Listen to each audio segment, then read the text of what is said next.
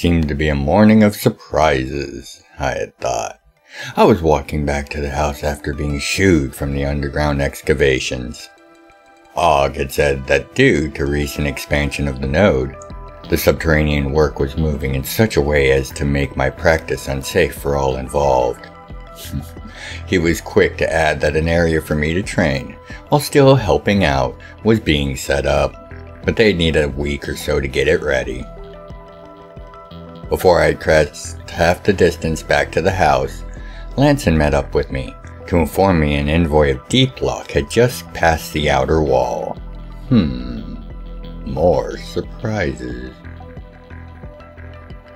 With the thick, early morning fog, he would still be a few minutes away, and I had time to make myself presentable before the envoy, on his magically powered clockwork steed, slowly rode towards the house. He was wearing a comically thin set of armor, obviously ornamental, but, if properly enchanted, would serve just as well as proper armor, with far more range of movement. As he dismounted, he opened his saddlebags and held his hands high and turned slowly in the ankle-deep fog, addressing me and all of those that might be in the deep fog banks that covered the bulk of the area around the house. Check my bags and see I am here with no weapon beyond that of the quill.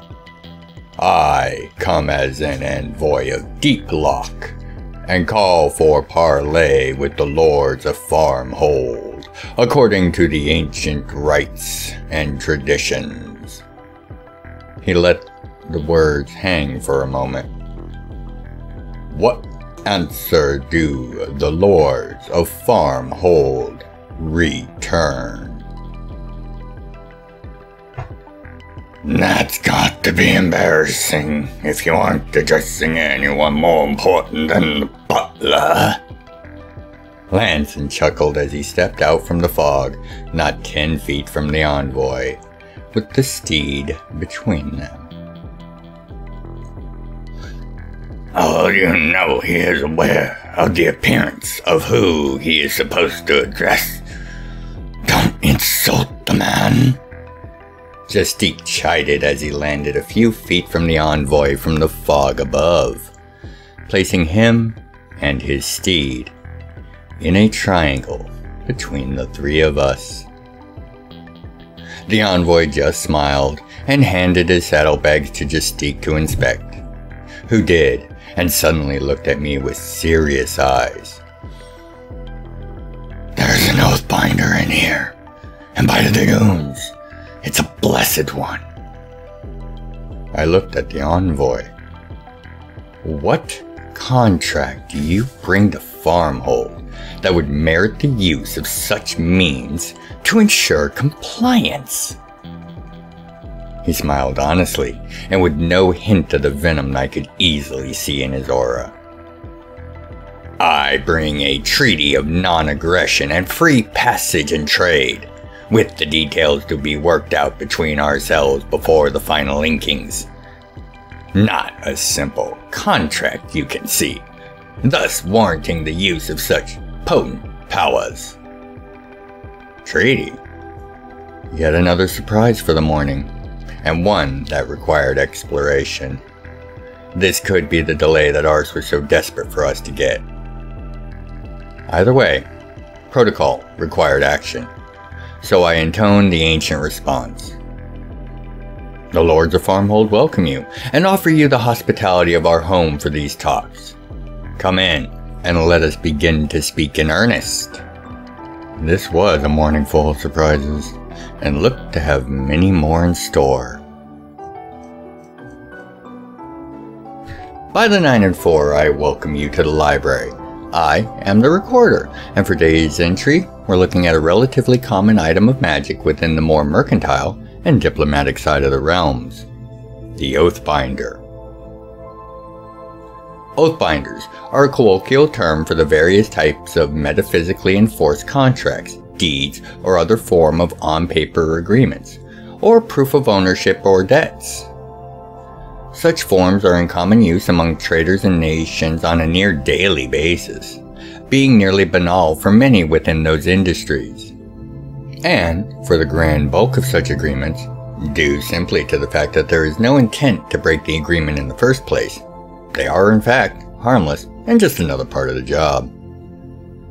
For those of not good intent, however, they are a nightmare. The most common feature of an Oathbinder is that when the original deal is signed and sealed, each party involved that laid ink to the paper signing it will receive a copy that is linked to all other copies. To invoke certain rights or provisions of a contract, such as notice of a load not arriving on time and demands for the appropriate recompense, for example, one must hold their copy while speaking the rules or provisions being invoked, causing the relevant sections of all the other copies to glow and the contracts to make sounds to alert all signatories of the invocation of the provisions. The ending of a contract on good terms will see the text tint gold, while as a contract that has been broken will either turn red if you're the faulted party, or black if one is at fault for the violation and breach of the Oathbinder. The breach of an Oathbinder will see the forces entailed on the contract attend to the insult of their honor. Now, this can take many forms, both stipulated in the text of the contract, as well as by the type and quality of the contract.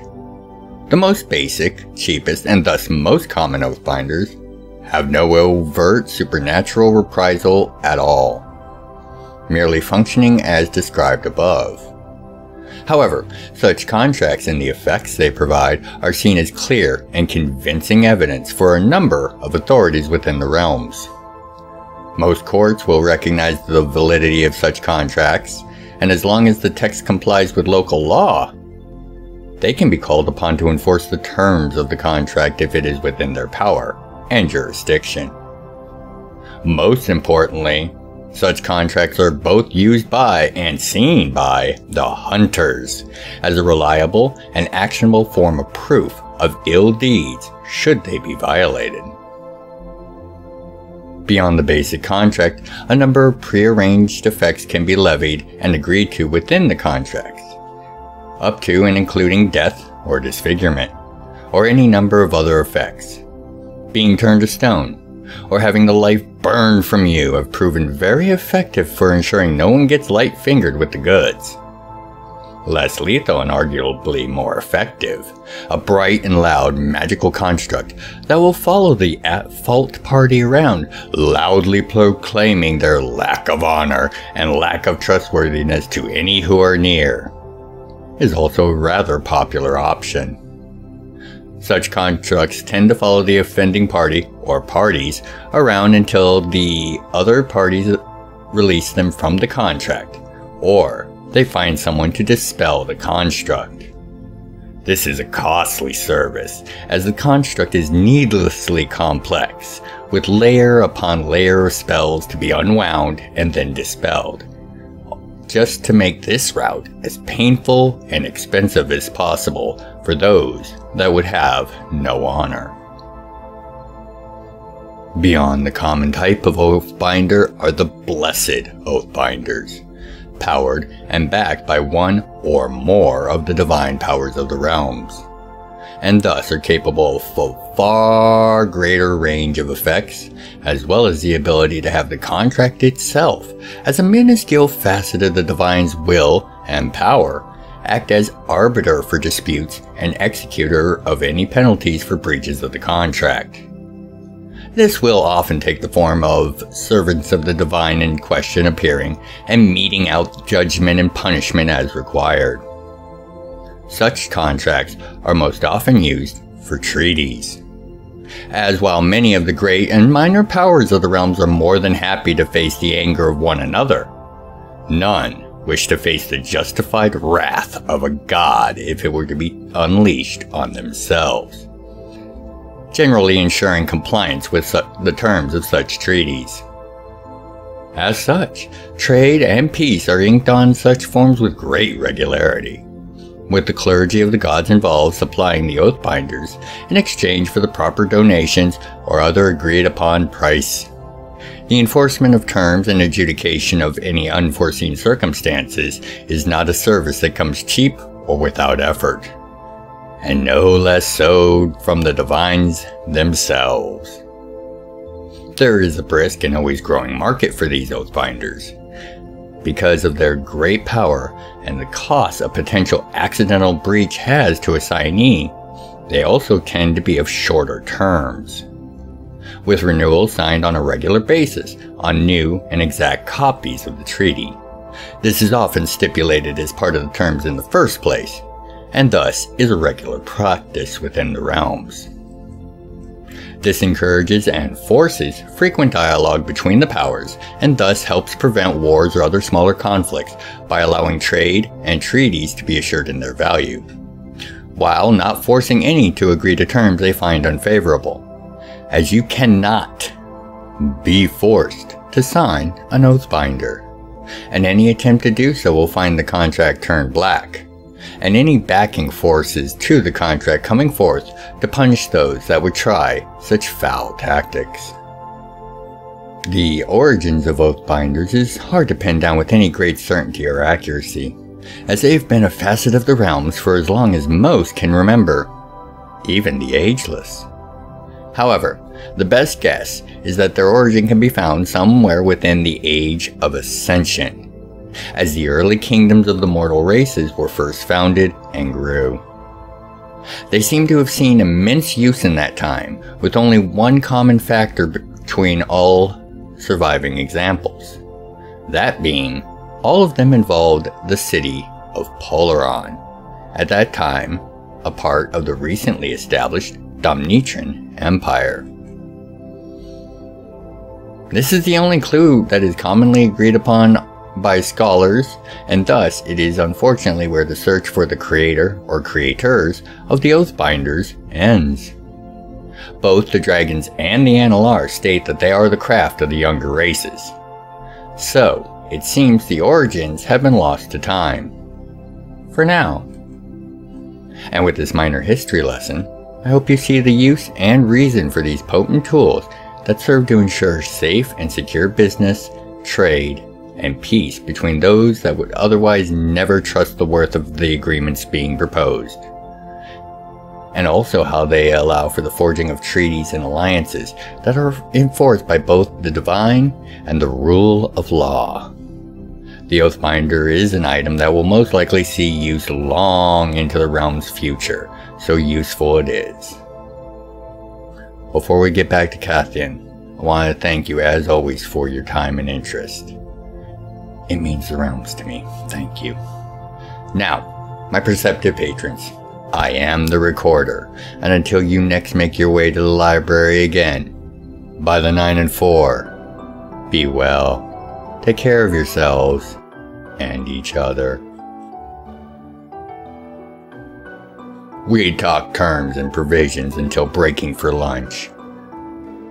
As I sat with Lassen, Justique, and Chanlos, we spoke of the offers made and their ramifications.